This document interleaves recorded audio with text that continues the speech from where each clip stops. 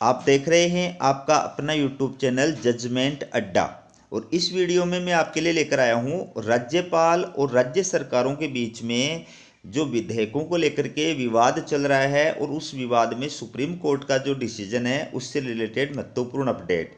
ये वीडियो आपके लिए जनरल नॉलेज की दृष्टि से, कंपटीशन एग्जाम की तैयारी की दृष्टि से भी बहुत बहुत इंपॉर्टेंट है, तो पूरा वीडियो देखिएगा। चलिए वीडियो की शुरुआत करते हैं।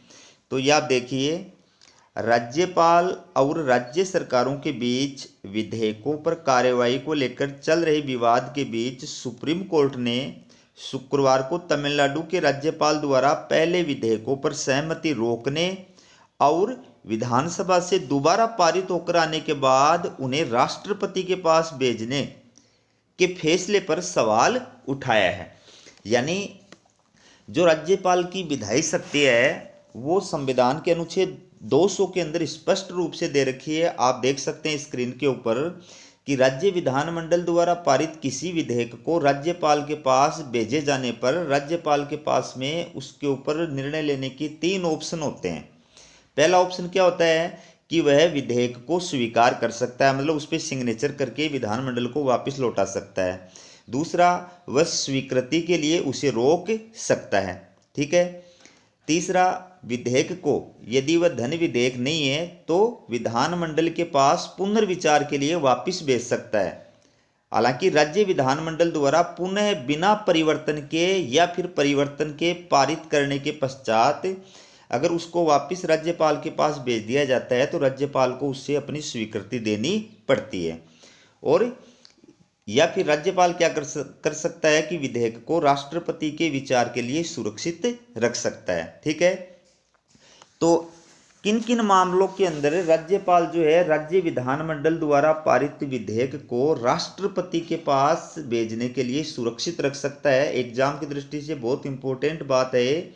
इसमें 5 जो बातें हैं वो मैं आपको बता रहा हूं। पहली बात क्या है कि अधिकारातीत। अधिकारातीत का मतलब है कि संविधान के उपबंधों के विरुद्ध हो। यदि राज्य विधानमंडल द्वारा पारित किया गया वो विधेयक संविधान के उपबंधों के विरुद्ध है तो राज्यपाल ऐसी परिस्थिति में उस विधेयक को राष्ट्रपति के पास भेजने के लिए जो है आरक्षित रख सकता है। दूसरा, राज्य नीति के निर्देशक तत्वों के विरुद्ध हो। अगर राज्य विधानमंडल द्वारा पारित विधेयक राज्यपाल की राय में राज्य की नीति के निर्देशक तत्वों के विरुद्ध हैं तो उस सिचुएशन में भी वह उस विधेयक को राष्ट्रपति के पास भेजने के लिए आरक्षित रख सकता है। तीसरा, देश के व्यापक हित के विरुद्ध हो। ठीक है। अगर राज्यपाल को लगता है कि राज्य विधानमंडल द्वारा पारित किया गया विधेयक देश के व्यापक हितों के विरुद्ध है तो भी वो उसको जो है राष्ट्रपति के पास भेजने के लिए सुरक्षित रख सकता है। चौथा, राष्ट्रीय महत्व का हो। अगर वो विधेयक राज्य विधानमंडल द्वारा पारित किया गया लेकिन वो विधेयक राष्ट्रीय महत्व का है, उस सिचुएशन में भी राज्यपाल उस विधेयक को राष्ट्रपति के पास भेजने के लिए आरक्षित रख सकता है। और पांचवा, संविधान के अनुच्छेद 31 के तहत संपत्ति के अनिवार्य अधिग्रहण से संबंधित हो। राज्य सरकार संपत्ति का अनिवार्य अधिग्रहण करने से रिलेटेड कोई विधेयक अगर पारित करके राज्यपाल के पास भेज रही है तो भी राज्यपाल उसको राष्ट्रपति के पास भेजने के लिए आरक्षित रख सकता है। तो ये 5 कंडीशन हैं। अब एग्जाम के अंदर इन्हीं से रिलेटेड क्वेश्चन पूछे जाते हैं। तो ये 5 कंडीशन है जिनके अंदर राज्यपाल जो है राज्य विधानमंडल द्वारा पारित विधेयक को राष्ट्रपति के पास भेजने के लिए आरक्षित रख सकता है। ठीक है। तो अब ये जो मामला है, लेटेस्ट जो मामला है, ये क्या है कि तमिलनाडु का जो राज्यपाल था उसने क्या किया कि उस विधेयक पर जो है सहमति प्रदान नहीं करके उस पर जो है ऑब्जेक्शन डाल दिया और उसको वापस जो है विधानमंडल के पास भेज दिया। तो विधानमंडल ने पारित करके उसको वापस राज्यपाल के पास भेज दिया। तो दूसरी बार राज्यपाल ने फिर उस विधेयक को राष्ट्रपति के पास भेजने के लिए आरक्षित कर लिया। तो इस मामले में यहाँ पर विवाद है। यानी राज्यपाल एक साथ 2 चीज़ों का इस्तेमाल नहीं कर सकता। अगर राज्य विधानमंडल के पास ऑब्जेक्शन लगा करके उसको वापस भेजा गया है तो फिर उसको दोबारा पारित करके अगर विधानमंडल राज्यपाल के पास भेज देती है तो उसको साइन करने चाहिए, न कि राष्ट्रपति के लिए आरक्षित करना चाहिए। अगर राष्ट्रपति के लिए आरक्षित करना था तो वो पहले ही कर लेता, शुरू के अंदर कर लेता, उसको ऑब्जेक्शन लगाकर वापस भेजने की आवश्यकता नहीं थी। तो इस मुद्दे पर जो है हाई कोर्ट के अंदर तमिलनाडु की सरकार के द्वारा और ये याचिका जो है वो दायर की गई है। तो इस मामले में सुनवाई करते हुए जो हाई कोर्ट है वो क्या कह रहा है, देखिए, कोर्ट ने मौखिक टिप्पणी की कि राज्यपाल द्वारा सहमति रोके जाने की घोषणा के बाद विधानमंडल द्वारा पुनः पारित विधेयकों को राष्ट्रपति के पास नहीं भेजा जा सकता। इससे पहले मामले की सुनवाई कर रही chief justice DY Chandrachud, justice JB Pardiwala और जस्टिस मनोज मिश्रा की बेंच को तमिलनाडु सरकार की ओर से senior advocate doctor Abhishek Manu Singhvi ने बताया कि राज्यपाल ने विधेयकों को राष्ट्रपति के पास भेज दिया, ये संविधान पर प्रहार है। बेंच ने कहा कि अनुच्छेद 200, याद रखना चित्र है, अनुच्छेद 200 बहुत इंपॉर्टेंट है। 200 के अनुसार राज्यपाल के पास केवल 3 विकल्प हैं। अभी मैंने जो आपको बताए थे 3 विकल्प, वो देखिए आप। अनुच्छेद 200 के तहत राज्यपाल के पास में 3 विकल्प होते हैं। पहला विकल्प क्या है, अनुमति देना।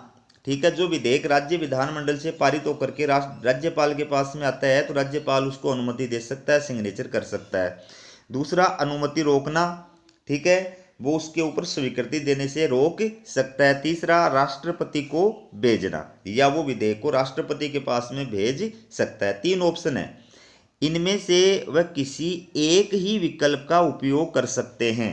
ये महत्वपूर्ण है कि इन 3 विकल्पों में से राज्यपाल किसी एक ही विकल्प का उपयोग कर सकते हैं।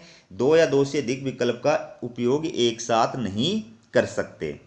इस पर देखो सरकार की ओर से, राज्यपाल की ओर से, केंद्र सरकार की ओर से जो अटॉर्नी जनरल पेश हुए, उन्होंने क्या कहा, इस पर attorney general AG R Venkataramani ने कहा कि ये मुद्दा विचार करने के लिए एक खुला प्रश्न है।